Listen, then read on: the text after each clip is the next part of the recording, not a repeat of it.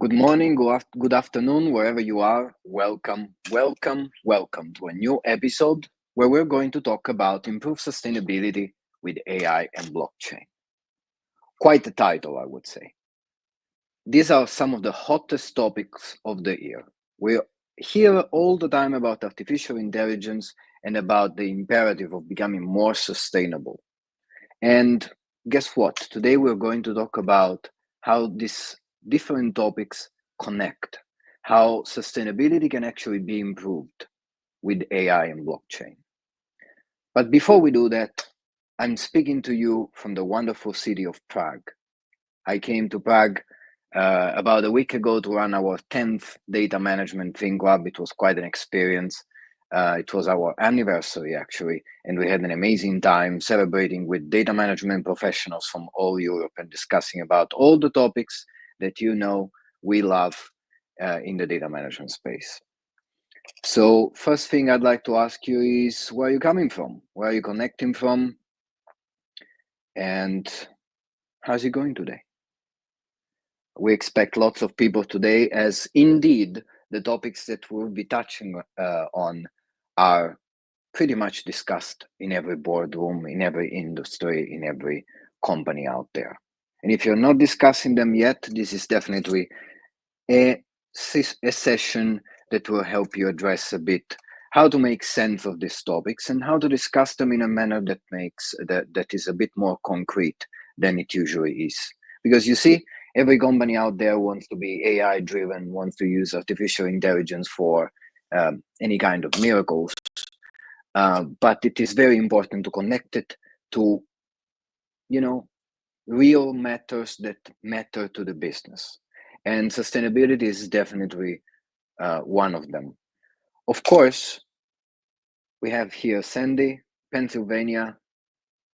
We have Richard from Oklahoma, USA, and we have Sabina, of course, from Prague. Now, the great thing about this session is that we're not just going to, we didn't just trick you into coming by writing every important topic out there like sustainability, AI, blockchain. We have here experts that have dealt with these topics, have used artificial intelligence for sustainability, and we even have some concrete slides that we will show you that will help you, seeing realistically how you can use AI for sustainability. How can you use AI as well for a topic that is quite important? We often talk about efficiency, productivity, and sustainability is one of those topics that is not just about reputation, but it's also about doing what's right. It's not just about regulations that are out there, but again, the planet demands it. So today, as guests, we have Juergen Mueller and Bissmeyer from Viamedici, coming back again to discuss artificial intelligence. In fact, we had many sessions together, and I invite everyone actually after this session to consult some of the sessions that were done in the past. Without any further ado, let me call on stage Juergen and Al. Welcome. Hey, Pio. Hi, Pio. Welcome. Very good. How are you doing? Be here. Excellent. So, you join us quite often, but we always have new people coming depending on the new topics that we discuss. So tell us something about yourself to begin with. Juergen, go ahead. So my name is Juergen Müller. I'm a co-founder and CEO of Viamedici. Actually, in the data business for 30 years, something like this. In the meantime, starting in management consulting, and then relatively early started with my own companies. And Viamedici is the one that we are really growing now for more than 20 years to really make it one of the key global players in the market.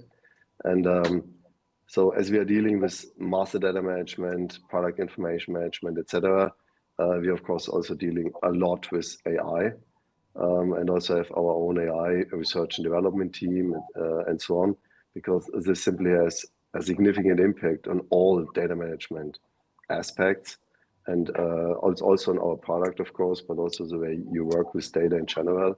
So it's a very interesting and exciting topic. And I'm Al Bissmeyer. I'm the Global Vice President with Viamedici, and I've been in the space for about 30 years, maybe a little bit longer, working with emerging technologies and data within organizations. Started out in the manufacturing arena with automation systems, and have gotten into enterprise systems and solutions with customers. And so working on actual implementation with various folks, and excited to be here. These topics are very relevant, and companies are using them to get a lot of benefit. So looking forward to it. Yes, indeed. I mean, we have everything here. We have sustainability, AI, blockchain. So to begin with, I'd like to ask you both, help us connect the dots. How does artificial intelligence and sustainability connect? So I think, so first of all, if you look at sustainability has been a huge driver for multiple years, and it's becoming more of a driver on a lot of different levels. And in many respects, Europe is driving things, obviously ESG reporting and DPP and some emerging standards that are there. In the US, California kind of leads things in terms of compliance.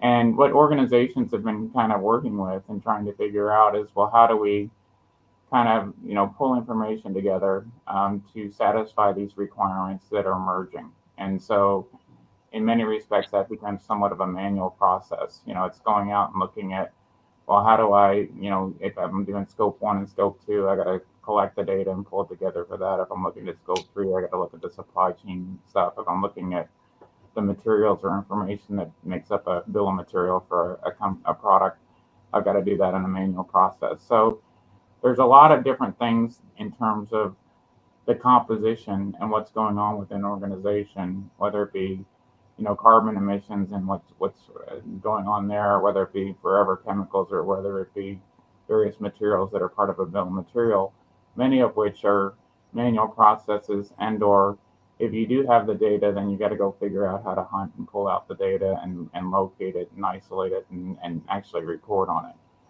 And so what AI allows for is it actually allows you to speed up the process in many respects. So you can actually go in and use large language models to actually assess and look at what's going on with these compositions, whether it be bill of material, whether it be other data that you may have, and you can actually get to an end result relatively quickly. And what we're actually, and I don't want to get too far into it, but you can actually use it to optimize your bill of material and what you're doing in from a production perspective to minimize your environmental footprint and from a reporting perspective. So AI has a lot of uses, and we're seeing that with our customers, and we're seeing that with applications that are out there. So I'm sure we'll dive deeper into that, but that just gives you a quick little feel for how AI can be used for these different use cases, essentially. Okay. Juergen? Yeah, I think this was a quite comprehensive explanation on how this relates to one another. And so it's definitively, I fully agree with that. So AI simply makes life much easier with sustainability management in general, regarding collection of data, maintenance, analytics, etc. But where it really brings the biggest benefit is when it's about optimization. So then you have complex calculations with lots of different parameters you might change in order to improve your products, your services, etc. All those parameters have different impacts, and then just calculating through, okay, what's A, B, C, D combined with etc. What is possible, what not. So this is really where AI comes into play and helps a lot when it's really about So when you're done with the first step, so the sustainability management, so you have your data ready and all this stuff, and then you go to the next step, and this is simply improve things. So that's the second and really most important area where AI supports. Okay, very good. So let's give an idea basically to our viewers how to really approach this in a step-by-step scenario, right? Because of course, artificial intelligence is often brought into any topics out there, presented as it's this miracle that changes everything. So can an organization just start using AI from scratch and have an immediate improvement and optimization? Should they start instead with solid data and so on? Let's give a little bit an idea of how to get started and how to power up things when it comes to applying AI to sustainability. So I think, first of all, that's a very broad question because there's a lot of different sustainability requirements that are out there. You've got ESG, you've got digital product passport, you have electronic product declarations, you have Prop 65 in California. You have all these different requirements and things that you have to adhere to from a compliance perspective. So I think the very first thing you need to do is you need to kind of determine, well, what is it that we're addressing? And you need an expert to come in and say, okay, this is what we're looking at specifically. And then what you do is you say, okay, we'll take DPP as an example, just one standard, and say, okay, we have a DPP standard and we have to look at metals, aluminum, what we're going to do, which is the first thing that they're requiring for compliance in 2027. So you say, okay, let's look at our products. Let's determine, what's going on in terms of the bill of material, product composition, and basically, look at that, do an assessment of that. Actually, we have a tool set where you can go out and look at the different impact of those various chemicals that are associated, and then you can actually take it and you can use it, and you can actually say, okay, now let's see if we can optimize this and minimize the footprint potentially, and use AI for that. So it's really isolating. This is an area that this may make sense to actually, assess without the manual process to actually do that assessment, and then you can do reporting on it. So I actually have a slide that we could actually look at that just to kind of illustrate this in a little bit of like more real world if people are kind of interested. So this is kind of hard to read, but what we do within our system is we bring a bill of material into our product information management system, and this is just for DPP.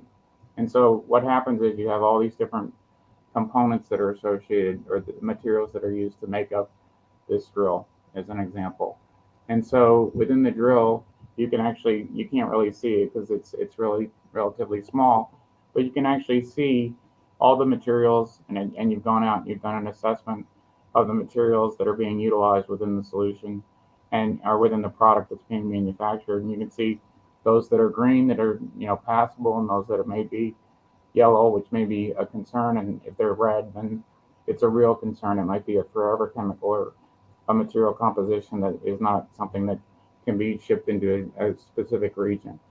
And as you break it down, you can see within each of the components, you can see, okay, this is the breakout of the components, and at the very bottom, you see the chemicals that are listed.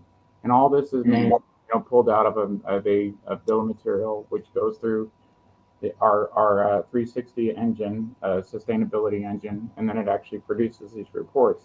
Now, if we wanted to take it one step further, we could actually use AI and a micro model to actually go in and do an assessment of the materials that are being utilized to optimize or minimize the environmental impact or the footprint on this.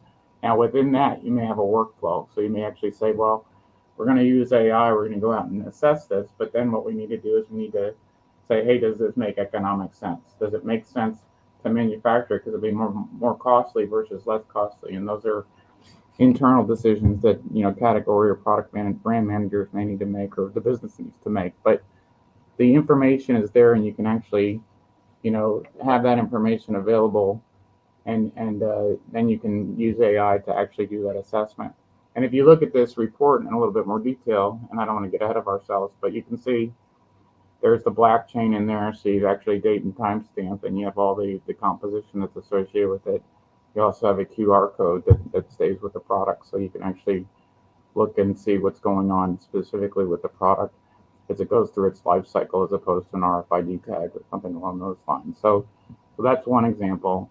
And then the other report, which is to the right of this, is more LCA, which is a life cycle report, which is another thing that's really big. It's circularity in terms of managing the life cycle of a product, what's recyclable versus what's not, and you maintain all that information into the system as well. And you can see even for the components, which components are more recyclable versus not, which have a more of an impact versus not. So this is real world. This isn't like, hey, this is a gunna. This is a been there, done that type of thing. And these technologies are being utilized for this because they're efficient and they allow for full traceability and full management of your product set as you're moving through this stuff. Yeah. And for informed decision making as well. I mean, it's very detailed what you see here. And yes, of course, there's product manager and so on that steps in at some point in time. But to have this wealth of information in regards to a product and to its life cycle is indeed very valuable.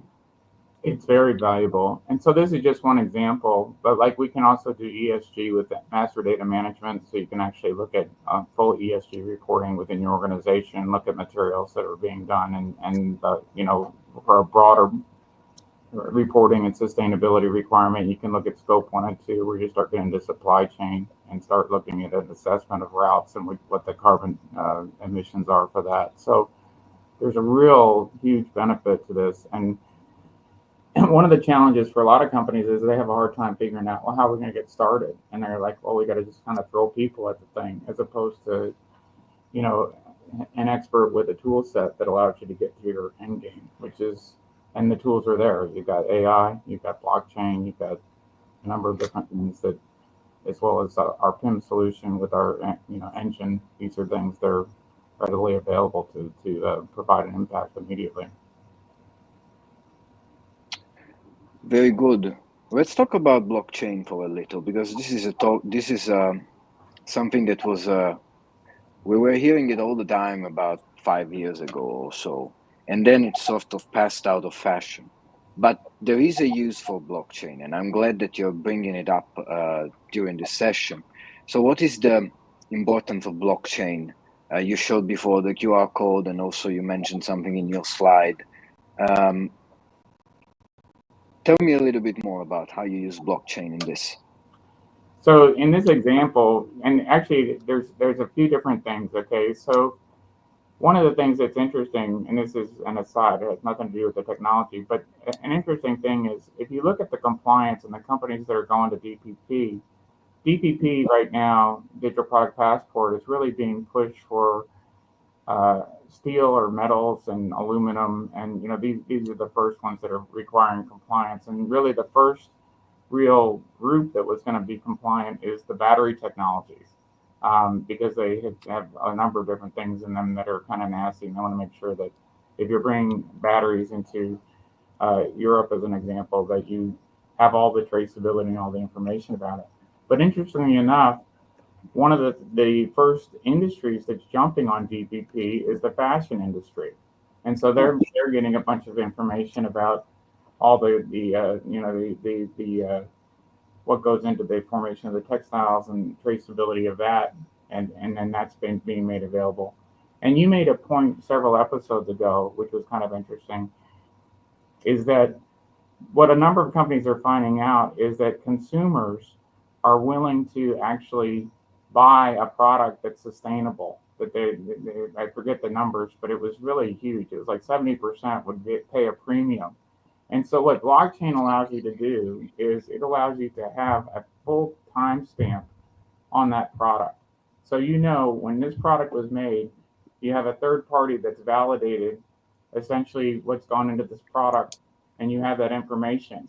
And so what some companies are trying to do is, or they still do, is they take an RFID code and they apply it and they stick it on a mattress or they stick it on something, and then you can scan it, what materials went into this and that type of thing.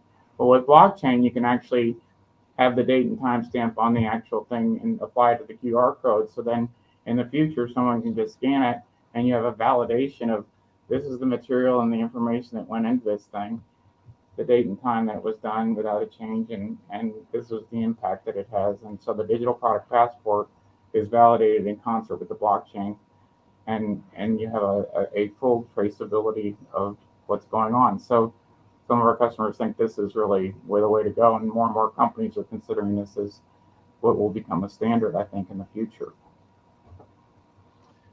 Yeah, absolutely, and it's yeah, especially fashion industry.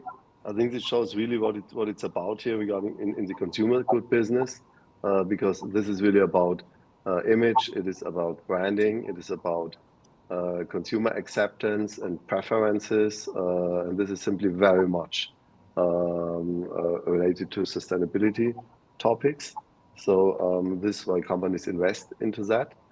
So one of the reasons, there are of course several other very good reasons to invest, but one is that this is also a consumer preference, so it's also good for your business. And as I was mentioning, you blockchain allows you to provide full transparency, and Yeah. you cannot manipulate it. So you have all these bits and pieces of information. So starting with the raw materials, where they come from, how they're produced, how they were shipped, next manufacturing step, and all the bits and pieces, everything combined and more or less real time. So that's also an important difference. So the traditional way of doing it, you might have an audit or anything like that at a certain time, and at a certain time, then you have your results. But this is more or less real time. It simply shows you everything. And so this is very, very powerful. And then you can combine it with token technology. And so then it's simply very easy to handle as well. And it's a little bit like AI. So I think these topics like sustainability management is a lot of data from different sources, also coming from different parties uh, in the marketplace all around the world. So all kind of combined. Also data coming from expert systems and expert databases like on raw materials and other stuff. You need to combine all this. Um, you have to make sure that it is not possible to manipulate it. You have to make sure that it is absolutely transparent, and then transport it to the next level, or if the next level is the consumer, then to the consumer. And so here, the technology is simply are very supportive, and make it much easier than doing this based on yeah, old school technology and paper and things like that. Yeah, yeah. And I think it's an incredible, an amazing use of blockchain, because it solves the problem of self-certification and so on. When companies would say we're green, or we source our natural ingredient from whatever. No, there is blockchain here. You can't alter it. So it's a really, really, really interesting use of blockchain here. And Al, you mentioned about that study about the 76% of people that would be willing to invest more in a product, knowing that it's sustainable. The second part of that study was even more interesting, because it said that 92% of this 76% cannot identify a sustainable product. Yes. And the use of blockchain does exactly that, unequivocally, Yeah, step by step. and I probably get in trouble, but I've heard some people say, hey, since we can tokenize it, maybe we give some type of environmental credits. I mean, there's really very interesting use cases that can be done as a result of this, when you kind of look at the full Yeah. life cycle from a consumer side. But I also see it being used more in business to business too for traceability, as Juergen mentioned, because now you have everything. So if you're white labeling, or even if you're using a component, you can actually bring that in and have full traceability on that component, which is becoming more and more of a requirement for these products that are, first from a sustainability perspective, when you're using subcomponents as part of your overall offering, if you will. Excellent. So would you say that sustainability is becoming a new driver for AI adoption nowadays, or is it still like main? I would not say that sustainability is a driver for AI adoption. I think this is just another area where AI is kind of naturally applied, simply. Yeah. Because it helps a lot. Actually, most happens in the background, so you do not really notice it. It is just there. Like with many other applications in daily life also today, they are supported in the background by some AI features and functions that are simply there and help you. It's the same here. So it's just one additional area where AI is extremely useful. Yeah, I totally agree with that. I think it's the use cases. I think it's interesting because a lot of the AI that's out there, it's so, and I don't want to get too technical, but basically, if you kind of go out, you look at large language model and material substitution, those are language based. But then when you actually do computation for formulation, you actually have to tie it to an application, which means you actually have to take that and then do the computation component, which is very doable, but it's another step, which is outside of traditional AI. It's more ML type stuff, but basically certainly doable. Okay, excellent. And do you have any, any case with one of your clients where you've worked on exactly the use of AI and blockchain together in order to meet a certain regulation? Can you give me a little bit of a concrete case that you encountered recently? Juergen, do you want to take that? You want me to take it? Yeah, I can do it. So actually, this sustainability topic we have quite often because companies are simply preparing for all those regulations that are already there, and then step by step are becoming relevant, and you have to comply with it. So this is kind of in the meantime more or less normal procedure that usually you implement it on a corporate level and then roll it out from one product group to the other product group step by step. You have some AI services in the background that support with it, mainly on the data side.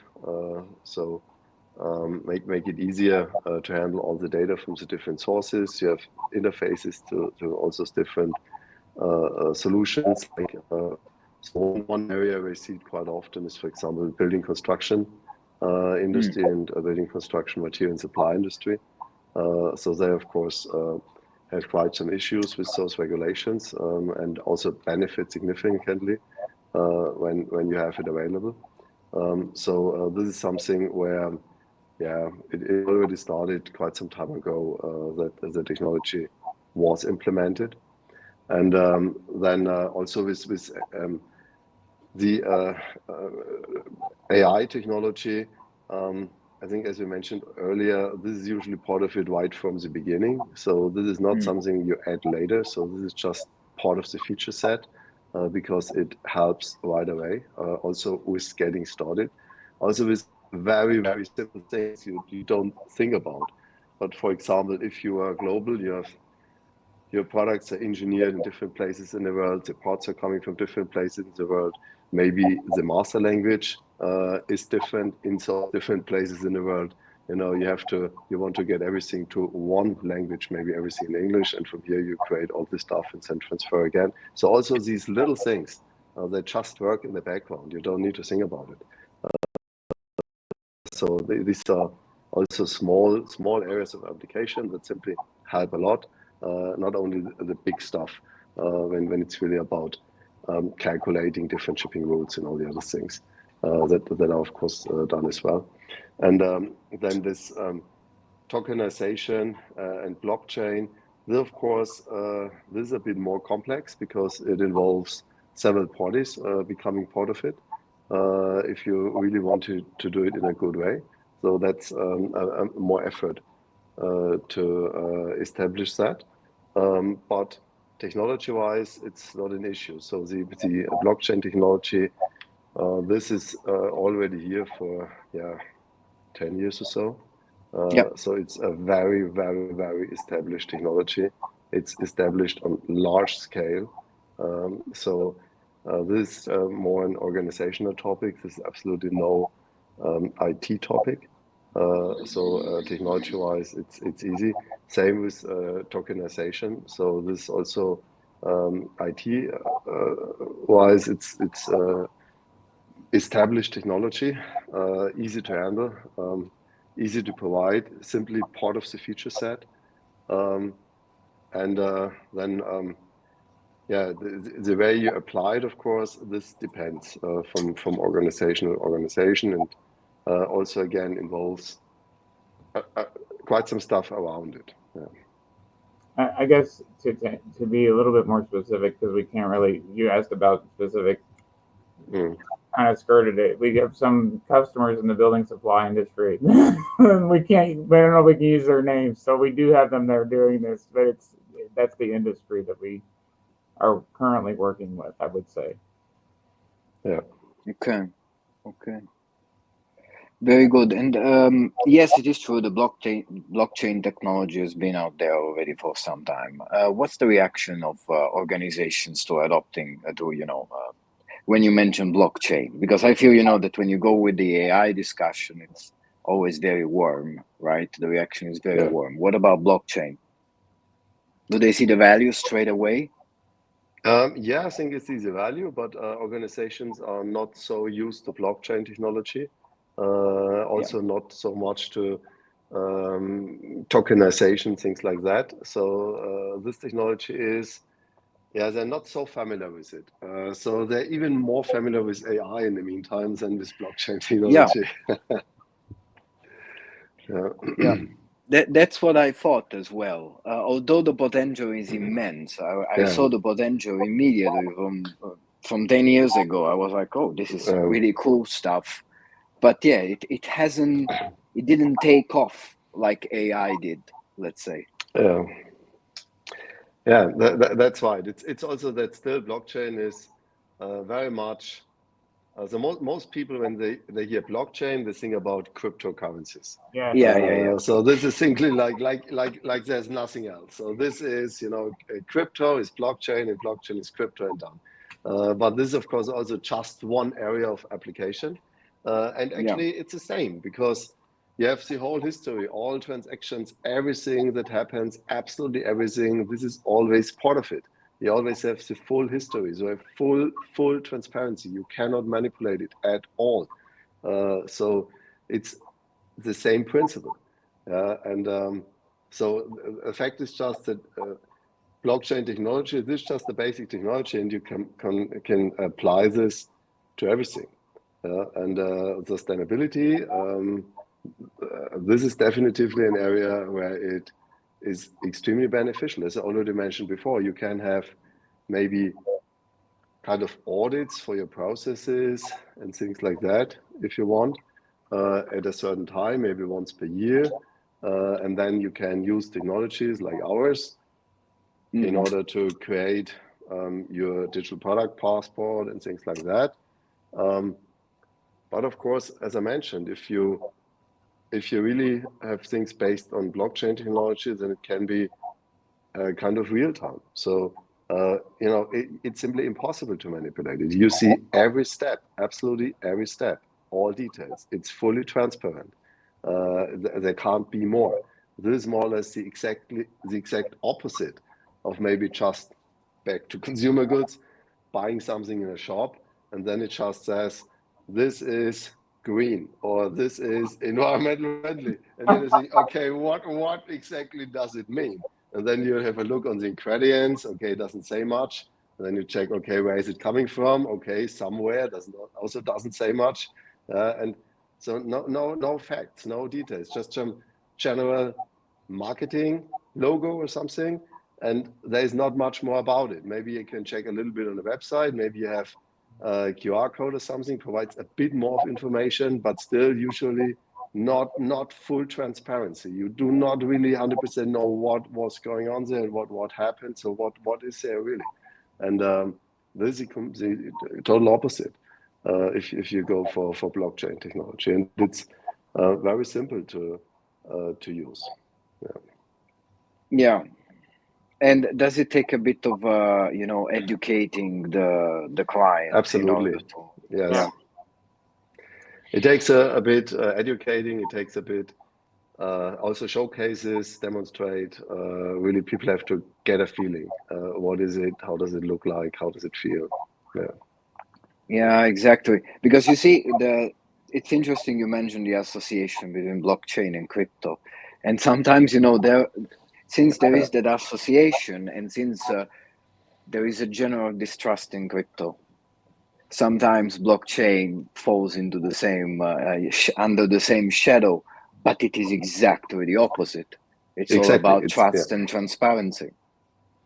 Yes. Yeah. So really, they can't be more in terms of really protection from manipulation and full transparency. So this is really a very, very advanced technology for things like that.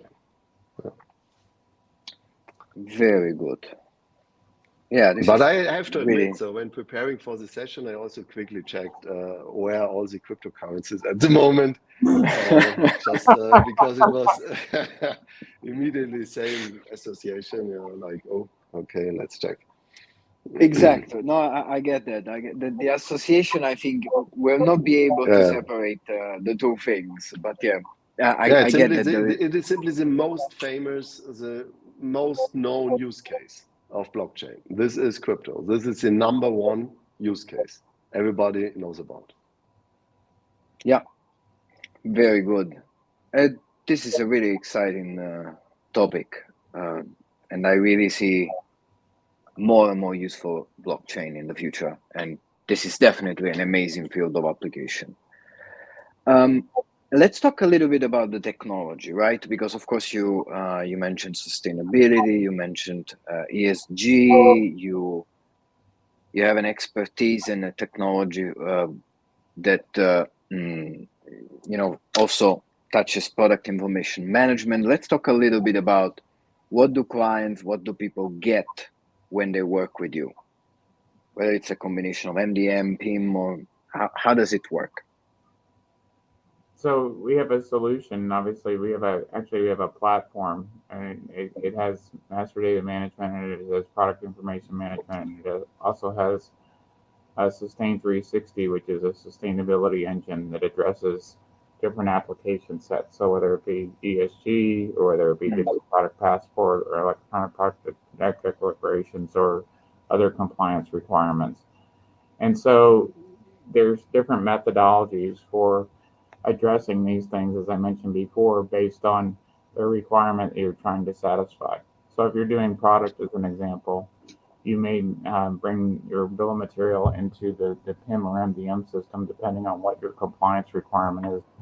And then you would actually do an assessment of what's going on within that bill of material utilizing the Sustain 360 engine. And what it'll do is it'll break out the different materials that are being utilized, and actually go out and do a round trip to different applications to actually determine composition. It'll come back with a report and say, okay, this is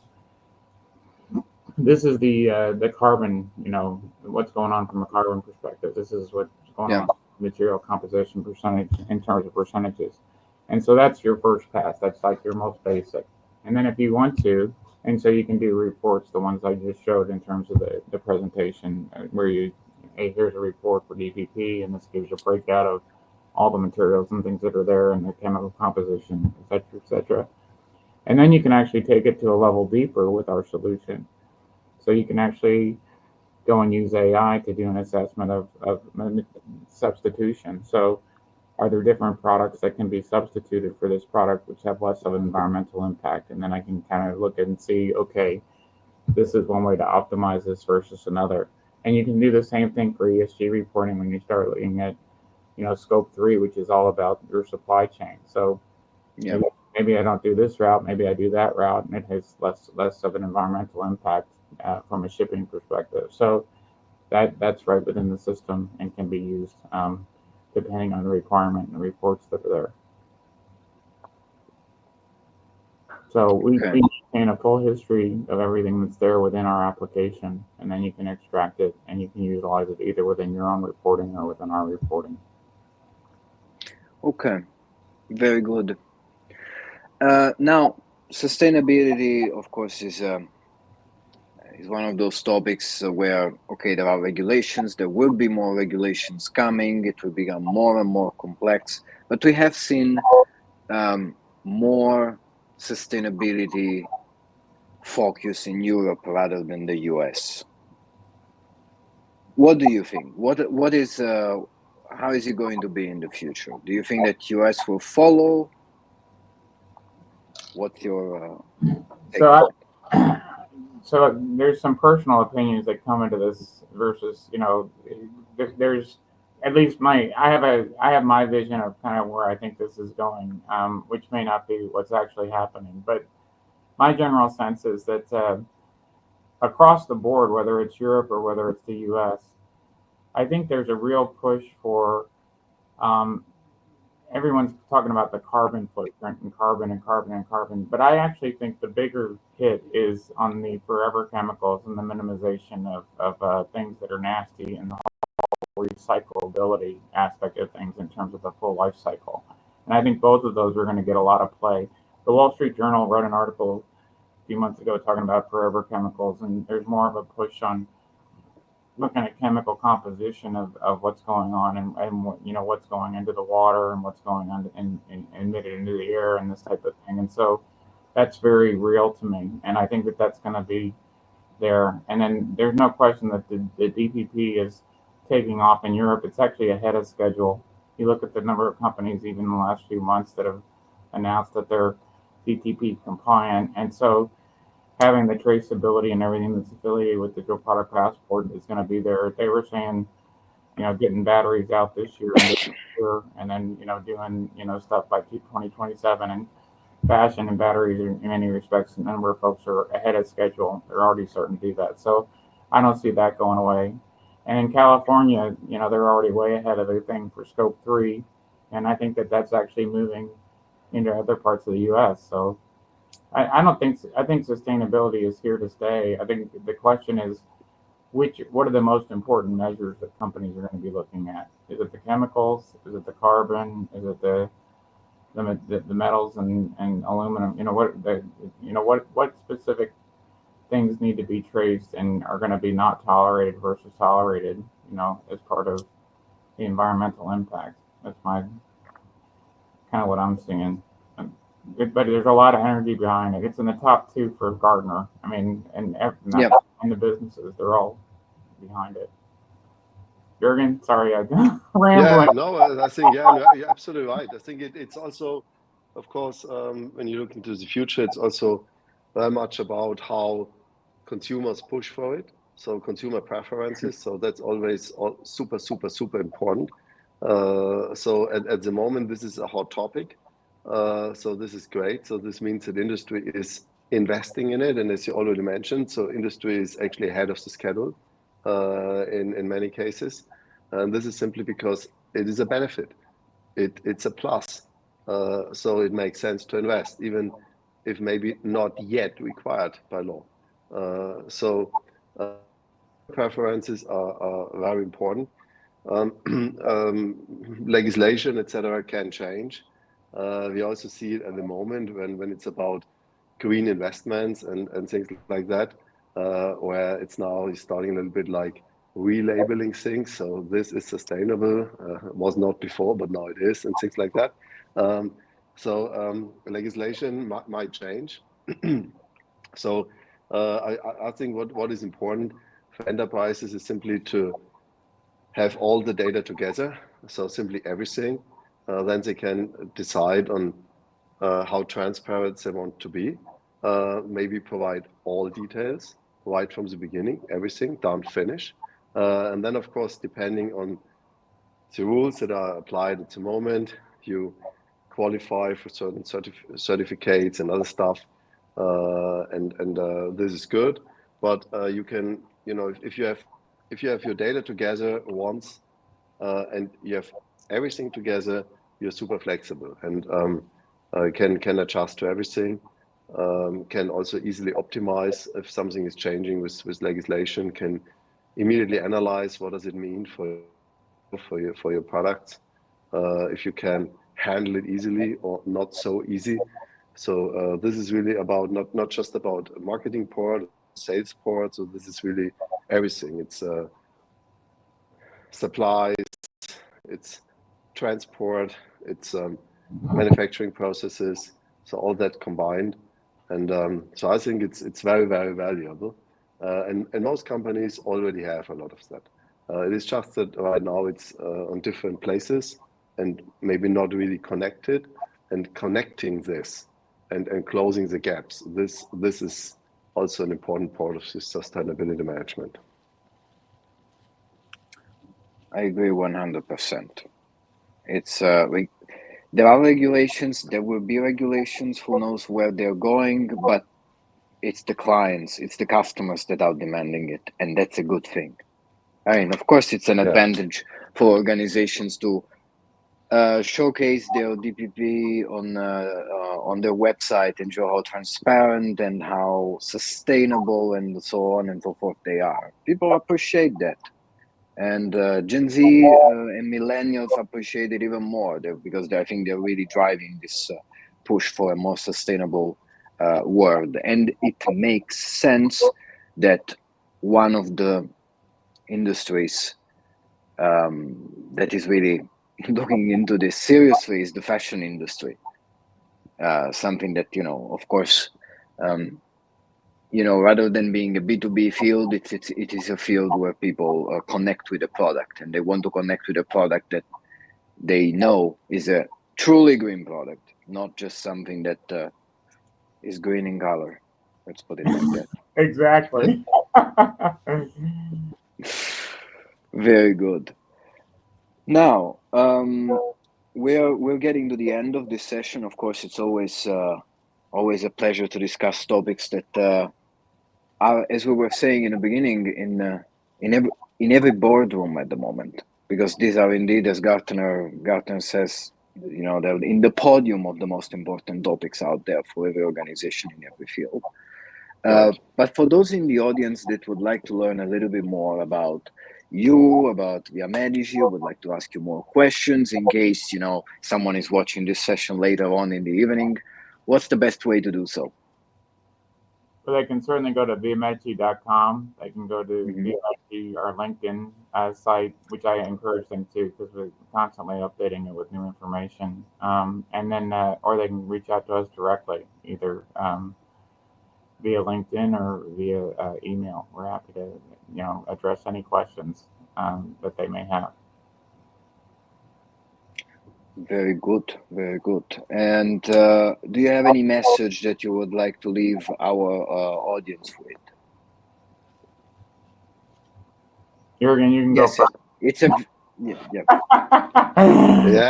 Yeah. So I think it's with sustainability, it's like with many things, So if you're thinking about it, then my message is just get started. It's easier. It's easier than it's really one of the easier topics. There are more difficult topics you can deal with. So sustainability is something that is relatively, compared to other stuff, relatively little effort, relatively little risk regarding project and things like that. You have really great benefit, and also don't shy away from these technologies like blockchain, like AI, like tokens, etc. This is very established technologies and also very beneficial. So again, my advice is here: not shy away from it. Try actually to do the opposite. Try to go for it.